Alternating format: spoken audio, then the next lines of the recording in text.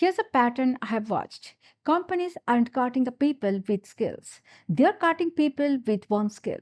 Look at who actually stayed in the last round at your own company.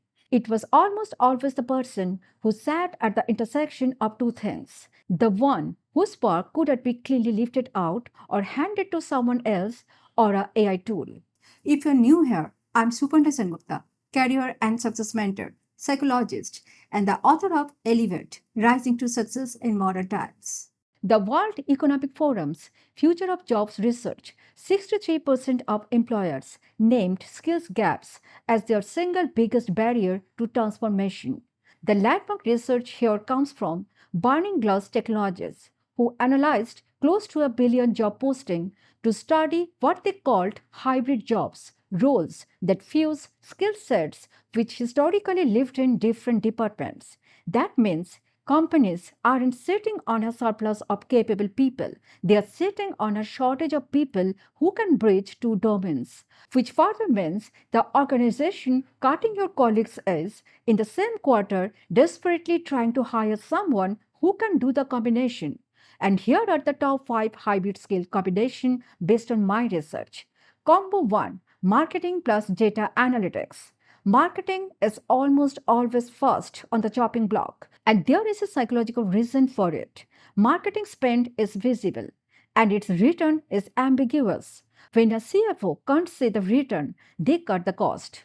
But marketing plus data analytic combo is unusually well protected against AI because AI is exceptional at generating marketing assets and increasingly good at reading data.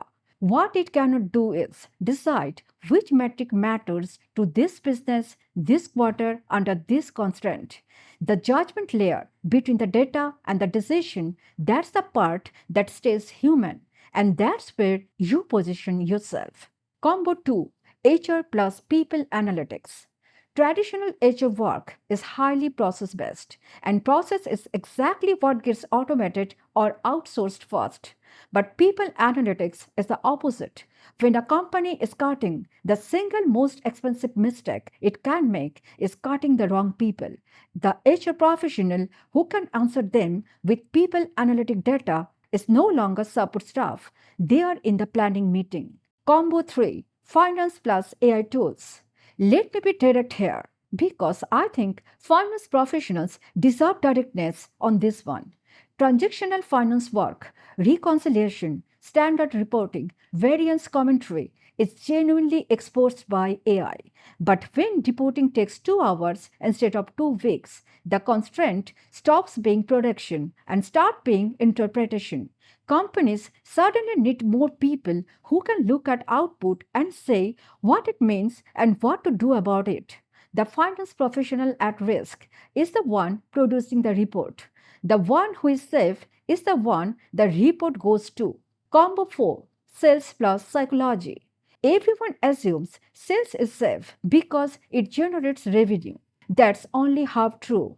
In a downturn, sales team get cut aggressively because pipeline shrinks and the volume sellers, the ones running on activity metrics, have nothing to fall back on when activity stops converting.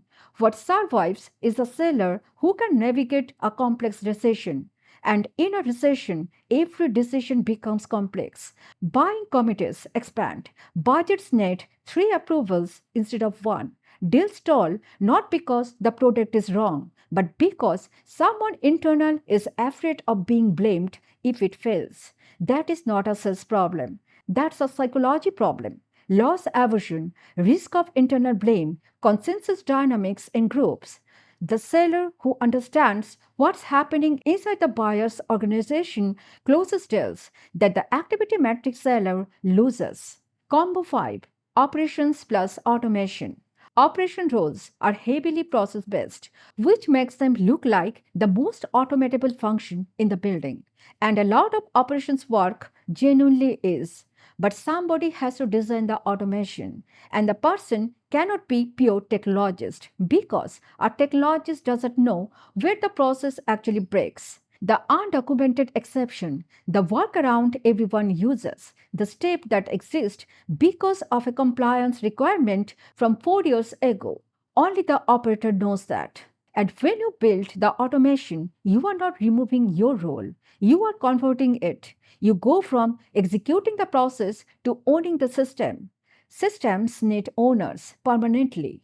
Kate, one of my clients, operations executive at a logistic firm, she came to me convinced she was next. We spent the first month just mapping it, and the mapping itself was revealing. Of 19 steps, 14 were pure rules, 5 required judgment, disputed quantities, currency mismatches, and vendor exceptions that lived in her head and nowhere else. She automated the 14.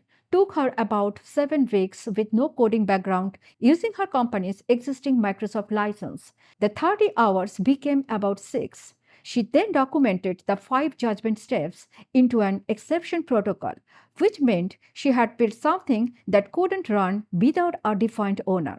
She's now process excellence lead, running the same exercise across 4 other functions. Now, here's the most important question: how do you choose your combo? 3 filters to consider. Adjacency.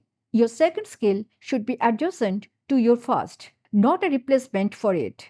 It should go hand in hand. Next, frequency. Choose a combination that appears in your actual working week. If you never touch data at work, learning SQL in the evening won't compound. Pick the combination your environment already supports. Next, scarcity in your organization. Look around your specific company. Which combination does nobody currently hold? Being the first is the position. Adjacent, frequent, scarce. Run all 3, and usually only one option survives, which is exactly what you want. After the background work, make your capabilities visible. The people who come through the next few years will are not going to be the people who work the hardest. They will be the ones who were positioned so that removing them broke something. If this was helpful, share it with someone who needs to hear it, and I will see you in the next one.